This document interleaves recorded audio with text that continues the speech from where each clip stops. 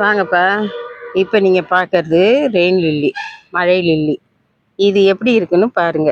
இது நான் ஒரு நர்சரியில் ரோஜா பூ வாங்குவேன். அவங்க எனக்கு நான் கேட்டிருந்தேன். ரூ. 100 தான் கொடுத்தாங்க. இவ்வளோவும் எவ்வளோ செடி இருக்குன்னு பாருங்க.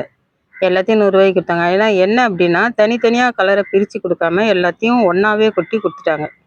இது என்ன பண்ணுச்சுன்னா நான் வளர்ந்துக்கிட்டே இருந்தது. எல்லாத்தையும் ஒரு வாட்டி கட் பண்ணி விட்டுட்டேன். கட் பண்ணி விட்டோடனே எல்லா பூக்களும் வந்திருக்கு பாருங்களேன், எப்படி பூத்துருக்குன்னு. நிறைய பூக்கள் இருக்குது. இதை நான் எப்படி பிரித்து எடுத்து வைக்கிறதுன்னு தான் தெரியல. நான் கலரை பிரிக்கணும் அப்படின்னா எல்லா இதுலேயும் டப்பாவிலையும் இருக்கிறதையும் பிரித்து எடுக்கணும். ஒரு ஒரு இதுலேயும் எல்லா கலரும் கலந்தே இருக்குது. எப்படி பிரித்து எடுத்து வைக்கிறது அப்படின்னு தெரியல. இருந்தாலும் எவ்வளோ அழகாக எல்லாமே பூத்துருக்காங்கன்னு பாருங்கள். சின்னதாகவே இருக்கும், எல்லாமே நல்லாவே பூத்துருக்கு பாருங்கள். ரெயின் லில்லி உங்களுக்கு பிடிச்சிருக்கா? எல்லாம் ஒரு பல்பு கணக்கில் காசு வாங்குறாங்க. இது அந்த நர்சரியில் மட்டும் எவ்வளோ வந்தாலும் அள்ளி போட்டு அப்படியே கொடுத்துருவாங்க நம்மளுக்கு. நம்ம கேட்டு வாங்கிக்கலாம். வேணுன்றவங்க கேளுங்க, நான் வேணா சொல்கிறேன் அந்த நர்சரி நேமை. நீங்கள் அங்கே கேட்டு வாங்கலாம். நான் ரோஜா செடி எல்லாம் நான் காட்டுற ரோஜா எல்லாமே அவர்கிட்ட தான் வாங்குகிறேன்.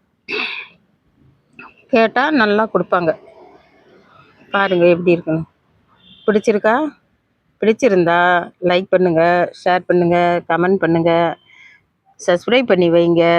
இதை மாதிரி நான் சின்ன சின்ன டிப்ஸுகள் உங்களுக்கு சொல்லுவேன்.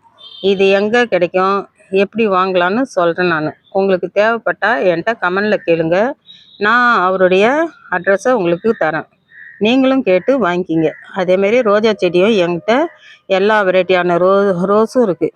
எல்லாமே அவர்கிட்ட தான் வாங்கினேன். நீங்களும் வேணும்னா அவங்கள்ட்ட கேட்டு வாங்கிக்கலாம். எல்லாமே நல்லா இருக்கும், நல்ல பொருளாக கொடுப்பாங்க.